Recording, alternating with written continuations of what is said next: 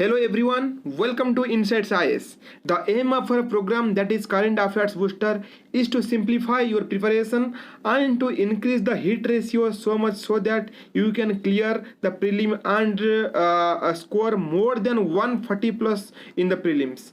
So actually the team of our Insight is always analyzing the trends of previous year questions and the previous year questions in the sense prelims and mains, and determining which topics can be highly important from prelims points of view, and choosing from them we are giving those topics which where the hit ratio will be more. So in this, let's start with the first issue, that is AYUSH system. AYUSH ministry came into existence in 2014. So after that it is promoted to boost the medication and medicinal things so that we should not be harmful to our health, and the cost of medication would be less. So in that, let's start. AYUSH system is a set of Indian systems of medicine comprising of Ayurveda, Yoga, Naturopathy, Unani, Siddha and Homeopathy. And taking the first letters of each word, the AYUSH ministry came into existence. Let's discuss one of the topic, that is Ayurveda. What is Ayurveda? Ayurveda is an ancient most healthcare system originated with the origin of universe, and it is said to be the offshoot of Atharva Veda. There are four Vedas. One is Rig Veda, Samaveda, Yajur Veda, Atharva Veda, and this Ayurveda is mentioned in Atharva Veda. A, always remember, A for Ayurveda and A for Atharva Veda, always remember it. And this Ayurveda is incorporates in all aspects of life, whether physical, psychological, spiritual and social. So all four Q discussed elaborately and emphatically. Emphatically mean without doubt or clearly. What are these four things? One is what is beneficial, what is harmful to life, what is happy life, what is sorrowful life. These four things are always considered when you discuss about Ayurveda. And this Ayurveda believes existence of soul before birth and after death also. The second is Yoga. Actually in Hindu philosophy 6 schools are there. One is Nyaya, second is Vaisheshika, third is Mimamsa, Vedanta, Sankhya, and the sixth one is Yoga. Yoga is also important school, and it was created by Maharshi Patanjali. And actually Yoga Sutra by Maharshi Patanjali, it is advocated eightfold path of yoga known as Ashtanga Yoga for all round development of human being, and it is for improvement of physical health by enhancing circulation of oxygenated blood in the body.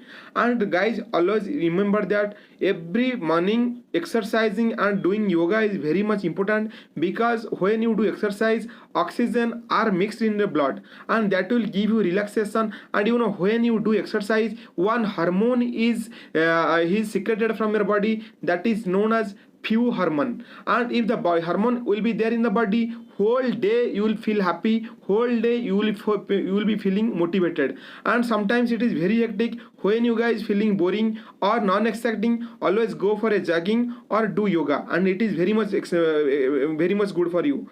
So next is naturopathy. What is naturopathy? Art and science of healthy living and a drugless system of healing. So the fourth is Unani. What is Unani? The term Unani means Greek, as the Perso-Arabic system of medicine was based on the teachings of the Greek physician. One is Hippocrates and another is Galen. The Hippocrates and Galen, the both persons were great physicians. Invoking them, the Unani concept came into existence, and it was introduced in India by Arabs and Persians. Always remember it. So after that, Siddha is 18 siddhas, that is perfected individual and intellectual powers by educational discipline, and they tried to promote this kind of siddha. So the siddha is mentioned in the literature in Tamil, and it is largely therapeutic in nature, and it is not only believed, it is scientifically proved also. And you can search siddha and what is the methodologies of siddha in YouTube, and you can practice it for your betterment. So next is homeopathy.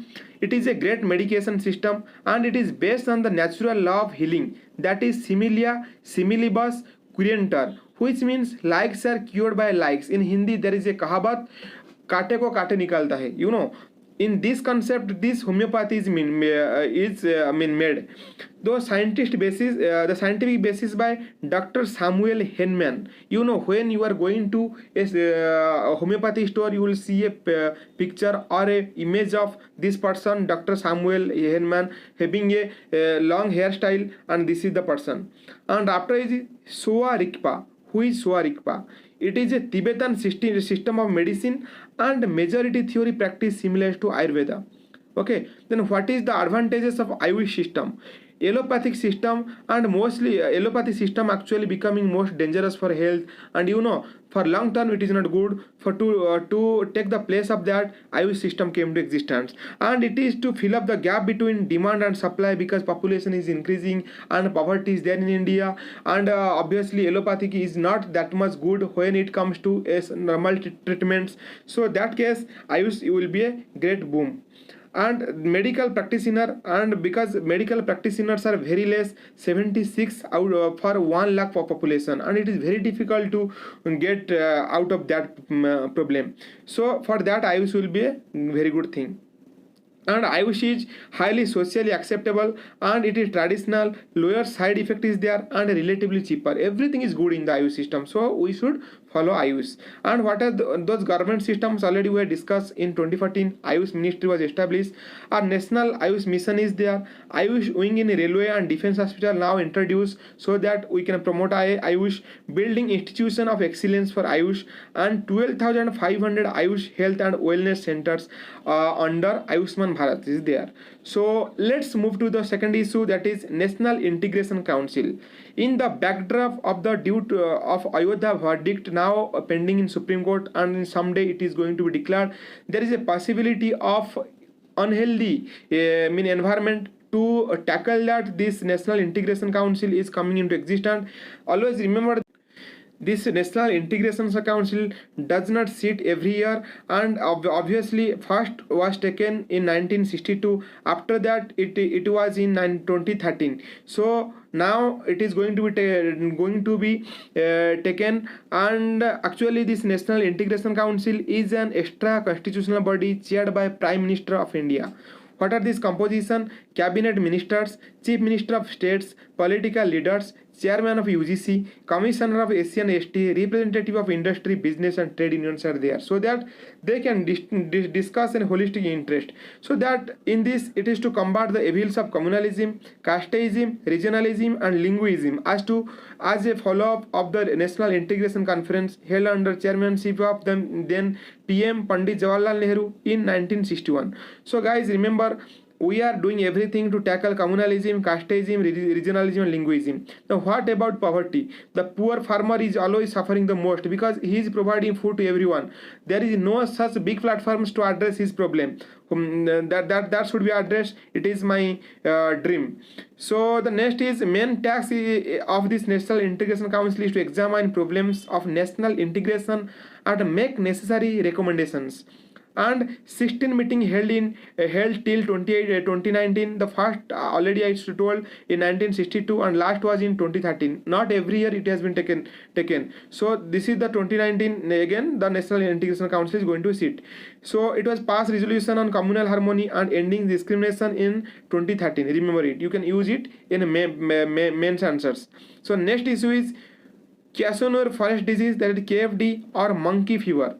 Actually, recently Karnataka government highlighted this disease found in many places in national parks, and that is especially monkey park in Malnad region to contain the problem of crop raiding primates. So what is actually a viral disease? Actually previous year, that is 2019 prelims, a question was asked on hepatitis. So every year they are asking a question on disease also. So that's why it is important to discuss this kind of topic. So it was the reason is KFD virus, that is this virus is a member of Flaviviridae virus family. This is very important. Please remember it. It can be asked in a factual basis in prelims. So this disease, that is monkey fever, was first identified in 1957 from sick monkey, and it is endemic to Indian state of Karnataka.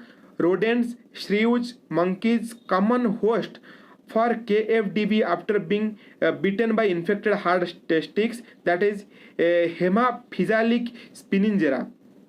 So it can cause epizootics. What is epizootics? It is an outbreak of disease in animal with high fatality in primates, and after to humans, after a tick bite or contact with infected animal, it can impact to humans.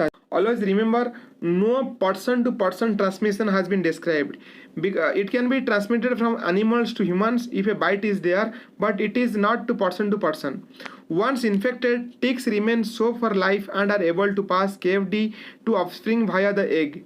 After incubation period of 3 to 8 days, chills, fever, headache, muscle pain, vomiting, gastrointestinal symptoms and bleeding, abnormally low blood pressure, low platelets, RBC and WC count will be manifested.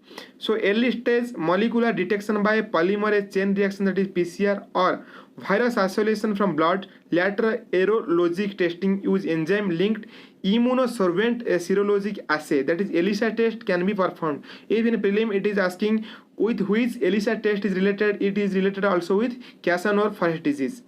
So always remember it. So no specific treatment, though a vaccine is available, but you can take medication to prevent this. But when it will happen to you, it is very difficult to cure it. So the next issue is acute respiratory infection, that is ARI. What is the context? Recent National Health Policies 2019 shows increment in the respiratory disease because the air pollution is increasing, the viral things and the bacterial things, they are increasing, so that this kind of diseases are important nowadays. So what is this ARI? That is acute respiratory infection. When it happens, high morbidity is there, high mortality is there, because highest in communicable disease category, that is 27.71% of respiratory disease is acute respiratory infection. And double burden, two things are there: infection and pollution. There are those cases which happen these things, and the effect would be to prevent normal breathing. If it happens, then obviously your lungs, trachea and nose will be affected much, and it reduces supply of oxygen, and when the supply of oxygen will be happening, then result in death will be the last stage. And the dangerous for children, because their development of lungs and trachea and nose are at that phase, and when it will be affecting the infants and the children will be affected more, and it will also affect elderly and expecting mother. And according to World Health Organization, 2.6 million children annually every year worldwide was affected by this acute respiratory infection. So next is causes. There are three causes. One is adenovirus, this is one of the class of microorganism, and one is pneumococcus. It is one of type of bacteria also known as pneumonia, and the third is rhinovirus. So what are the treatments of the disease? Most causes of acute respiratory infection are not treatable, therefore prevention is the best method. And practice of good hygiene in the sense washing your hands and cleaning your legs when you're going outside or playing outside, it is the best things you have to maintain. So let's see, next issue is Ganga Utsav in New Delhi, and it was organized by National Mission for Clean Ganga, that is NMCG, and it is to mark the 11th anniversary of Ganga being declared as national river, and it was organized in coordination with Union Jal Shakti Ministry. In comment box mention in which year Jal Shakti Ministry came into existence. I am mentioning Jal Shakti Ministry, not Minister of Water Resources. Okay. So it is celebrated every year on 4th November because Ganga was declared as the country's national river on this day in 2008. Besides, it also showcases the efforts being put by NMCG and Union Ministry to maintain the aviralta and purity of river Ganga. What is aviralta? Mean the continuity of river flowing. Okay, that is aviralta in Hindi. And purity of river Ganga should be maintained. Okay, the next issue is Voyager 2, that is NASA's solar system explorer reaches interstellar space. For that reason, it was in news. So guys, every year they are in 2019 they ask 13 science and technology questions, and every year they are asking too many science and technology and environmental questions. So our aim is to cover as much science and technology question possible, so that your hit ratio in prelim will increase. Voyager 2 is the first spacecraft to study all the 4 planets together. It includes, always remember, 4 planets. Voyager 4 planets are Jupiter, Neptune, Saturn and Uranus. and it is the first spacecraft that discovered 14th moon of Jupiter. It is the first human-made object to fly by Neptune. Always remember this fact. This Voyager 2 is the first human-made object to fly by Neptune. Voyager 2 also discovered 5 moons of Neptune. It identified a great dark spot at Neptune. Also, the spacecraft discovered that there are 4 rings around Neptune. Voyager 2 has exited heliosphere and has entered interstellar space. It is now at 11 billion miles from the Earth. Information from the spacecraft takes 16.5 hours to reach Earth at the speed of light. In comment box mention guys what is the name of this 14th moon of Jupiter, and it is very very important because it was mostly in news. Please mention in the comment box. For today it is this much, and guys always make a note out of it, otherwise you will forget. If you forget, it is not going to help you. UPSC is all about remembering the facts and datas, and if you don't remember, obviously you will tend to forget. Only 5 to 6 months is there to go for prelims, so we'll continue best things. Okay, for today this much. Thank you very much, and subscribe our channel to get the news every day.